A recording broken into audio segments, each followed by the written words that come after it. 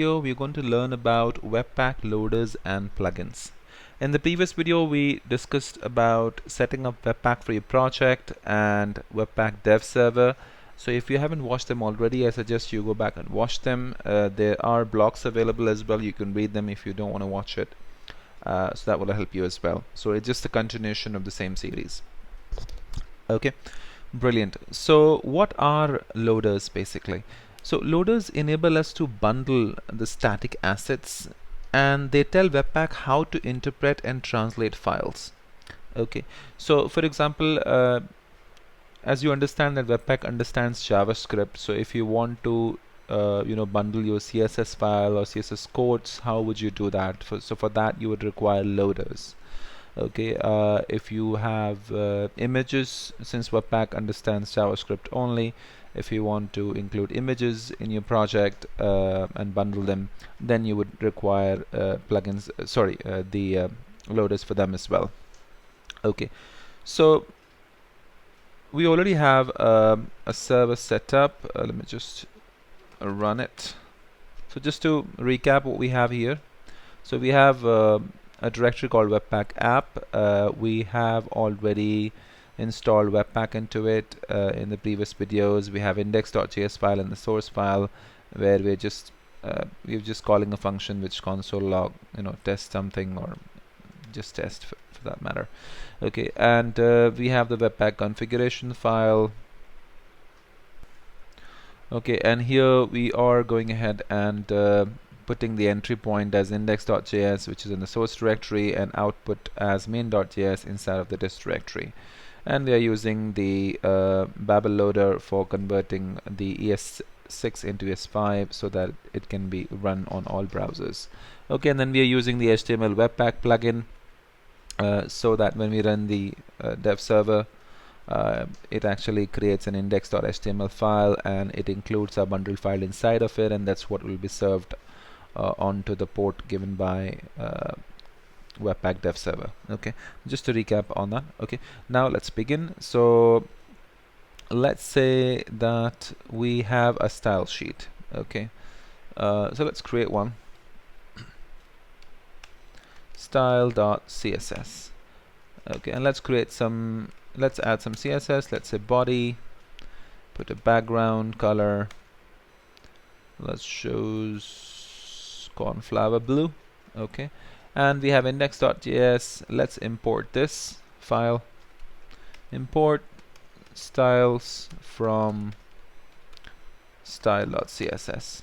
Okay, and let's spin up our Webpack dev server. We'll just run npm run dev, which is going to run the Webpack dev server command, and this command basically in development mode, and it'll spin up the server for ourselves.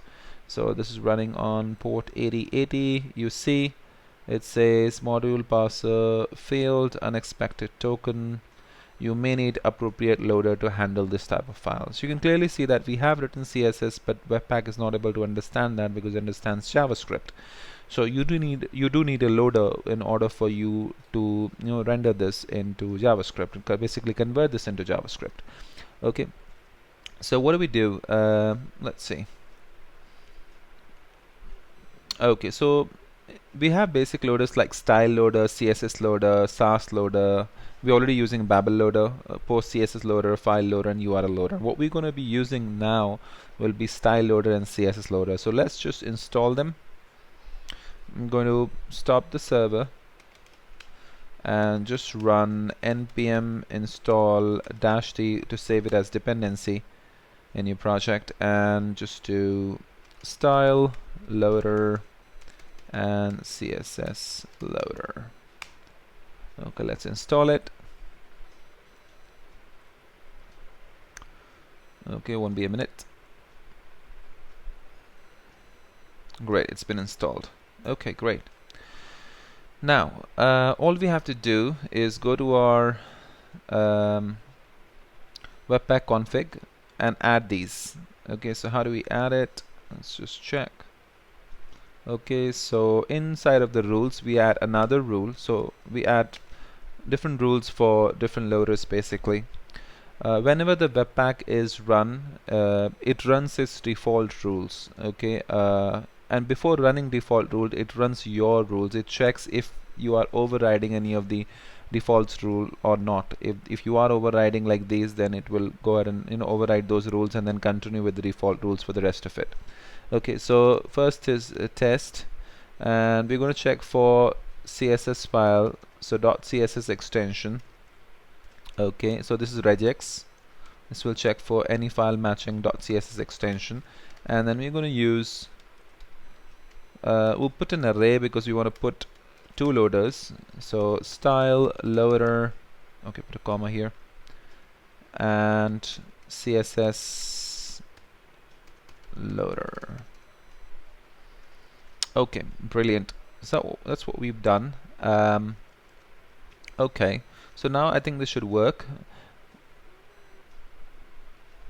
npm run dev. Let's see. So it's running the dev server in development mode on port 8080. Brilliant. So you can see now we haven't got any errors. It has successfully, gone ahead and run our build. Okay. So let's check. Let's refresh the page, and sure enough, you can see the body background is blue. Okay, great. That's awesome. Of course, you understand you can't see that in the disk directory because it's all in the memory. Because we are using the dev server for development mode, it actually does not generate that in the disk directory as we expect, but it would generate that in the memory, and it's just rendering from there. Okay. If you want to see that in action, then what you can do is you can just run npm run prod,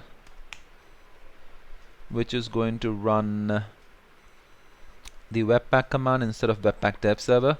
Okay, let's get rid of this in production, and sure enough, you can see that it has generated the index.html and main.css. Index.html has been generated by HTML Webpack plugin, and it's included our main.js, which is bundled file, and it has included the style inside of our bundled file. So if you search background, you can see the background color cornflower blue has been added here. So right, that's brilliant. Great.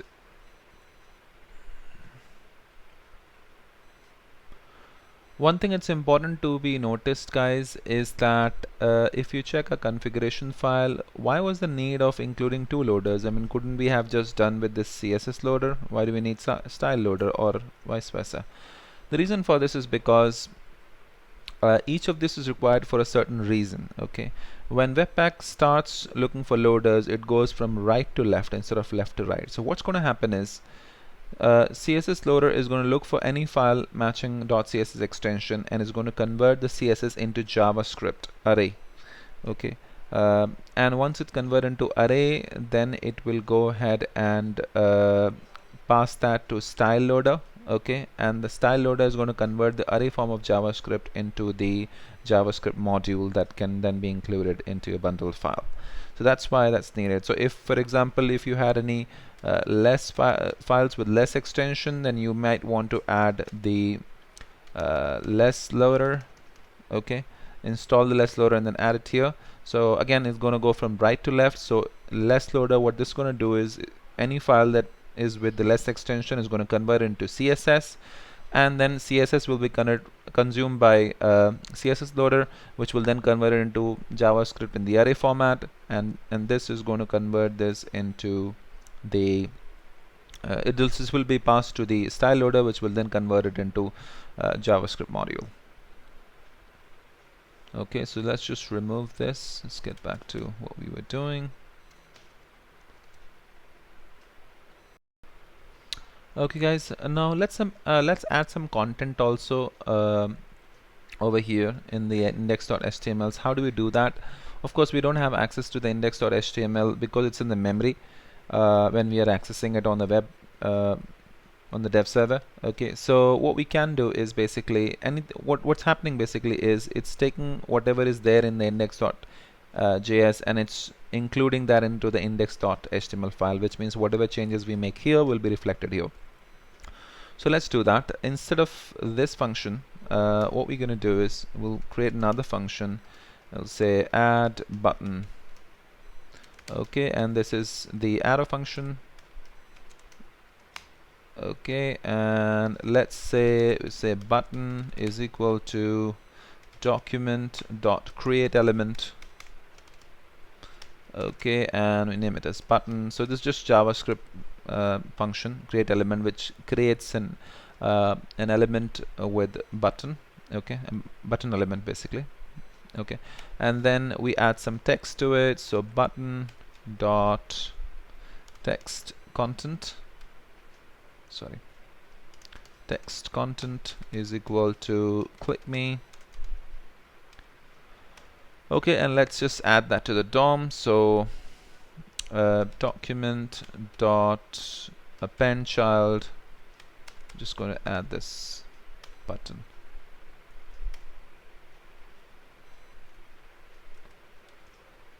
Document dot body. We need to append that to the body. Let's try this. Let's call this function add button. Let's see. Brilliant. So you can see now this button is added. If you want to write some styles, you can do that. So let's say I want to write style on the button. You want to give it a background color of let's say yellow. I don't know why I would do that, but let's try. See, it's changed automatically, right? Okay, that's brilliant. One thing it's important to notice that we have something called hot modules. Okay, so hot module replacement. So what this means, what is this hot module replacement? So loaders support a unique Webpack feature called hot module replacement. It's a feature of Webpack itself. Okay, so which means that Webpack is able to patch the change incrementally and apply them without having to reload the browser. Okay, so what you can do is, if you want to see that in action, because sometimes if you are a front-end developer and if you want to see what's going on over here without having to reload the page, this feature would be quite useful. So how do we do that? So let's do this. Let's put this browser side by side. Let's close this. Okay, and all we have to do is just go to package.json, and we just add -- hot over here to take advantage of this feature. So when you add this flag, which is hot over here, it's going to go ahead and incrementally make the change without having to reload the browser. So let's try that. Let's go to style.css and change the background color to something else. Say this one, and just choose, and you just save it. Okay. Okay, the reason why it reloaded the page is because we have made some changes to our package.json file, but we haven't restarted our server. So we just need to restart the server, npm run dev, to see this hot module replacement in action. Okay, so let's see. Let's go back to our style.css and let's change the background color to something else. Let's say we do this and choose and just save it. And sure enough, you can see, just observe over here, there's no page reload. Okay, you want to change the button background color to this, choose, and just save. So notice it's changed immediately without even having to reload the page, right? So this is brilliant. I think, you know, this is a great feature of Webpack, this hot module replacement, and loaders support that. So you need to have loaders for them to work. Okay, so anytime you want this, you can just come over here and add the -- hot. Okay, so let's remove it.